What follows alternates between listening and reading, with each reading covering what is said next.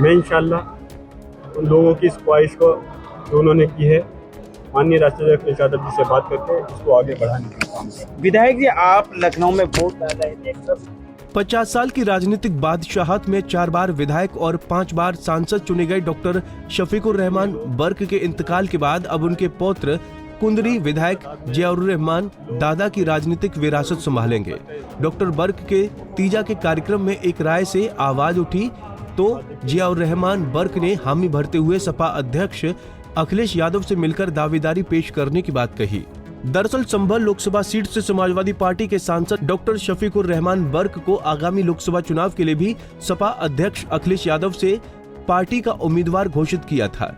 बीमारी के चलते लोकसभा चुनाव से पहले ही डॉक्टर शफीकुर रहमान बर्क का निधन हो गया तो कयास ये शुरू हुए कि संभल लोकसभा सीट पर अब समाजवादी पार्टी का उम्मीदवार कौन होगा।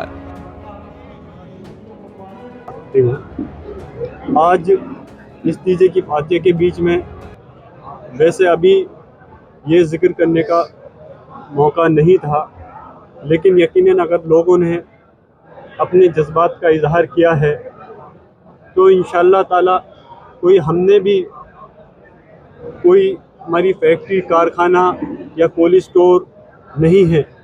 हमारी जो भी विरासत है दादा मोहतरम की, वो जो उन्होंने मुझे अपने सुपुर्द की है, जो मुझे मिली है, मैं इंशाअल्लाह उसको पूरी ईमानदारी और कोशिश से उसको कायम रखूँगा और ज़िंदगी भर इंशाअल्लाह ताला उसको आगे बढ़ाने का काम करूँगा।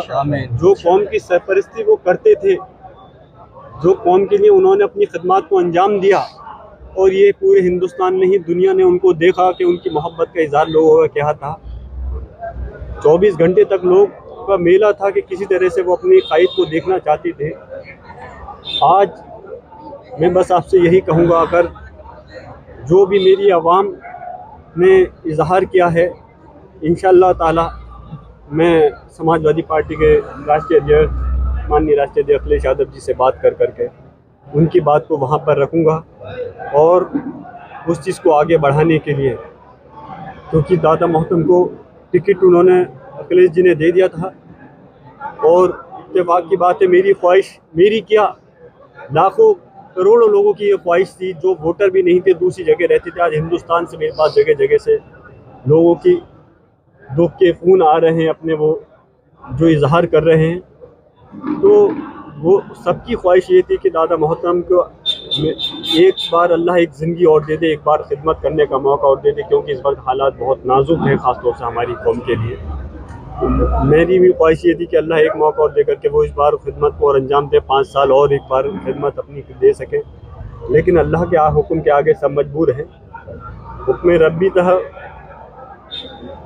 मैं हकीकत में वीडियो जो बनी हुई है उस वक्त मैं वो वीडियो भी नहीं देख पाता। कोई चला रहा होता है तो मैं मजबूर हो जाता हूँ उसे बंद कराने के लिए, फ़ोटो देखने के लिए। मतलब दिल का जो तकलीफ़ का इजहार है वो नहीं होता। तो इसलिए मैं इंशाअल्लाह उन लोगों की इस ख्वाहिश को जो उन्होंने की है माननीय राष्ट्रीय अध्यक्ष यादव जी से बात करके इसको आगे बढ़ाने का काम करें। विधायक जी, आप लखनऊ में वोट डाल रहे थे, एक तरफ दादा की मैयत रखी थी और दूसरी तरफ वोट डाल रहे थे।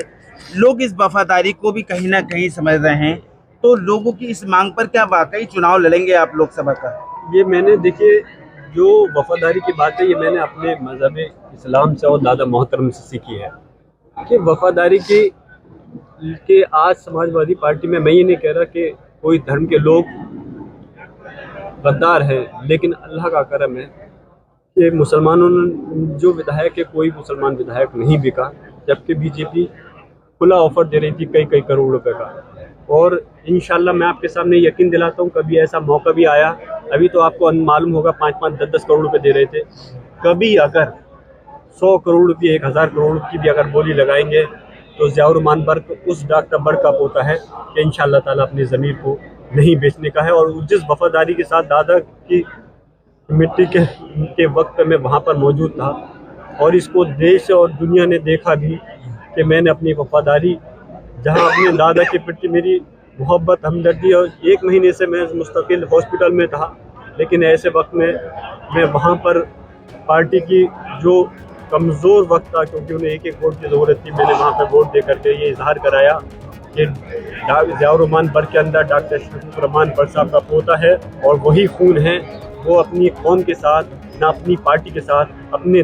वैसे सियासी जानकारों का मानना है कि डॉक्टर बर्क की सियासी विरासत संभालने के सबसे बड़े दावेदार उनके पोते और कुंदरकी से पहली बार विधायक चुने गए जियाउर रहमान बर्क हैं। जियाउर रहमान ही बर्क के साथ लंबे वक्त से साय की तरह रहते थे। 2022 में जब बर्क ने पोते को टिकट दिलाया और जिताया था, तभी से कहा जाने लगा था कि दादा अपने पोते को सियासी उत्तराधिकारी बनाने की तैयारी में हैं। पंजाब केसरी टीवी के लिए संभल से मुजम्मिल दानिश की रिपोर्ट। फैक्ट्री कारखाना। हमसे जुड़े रहने के लिए हमारे YouTube चैनल को सब्सक्राइब करें और नई वीडियो की नोटिफिकेशन के लिए बेल आइकॉन को दबाएं। अगर आप ये वीडियो Facebook पर देख रहे हैं तो लाइक जरूर करें और ज्यादा से ज्यादा शेयर करें। धन्यवाद।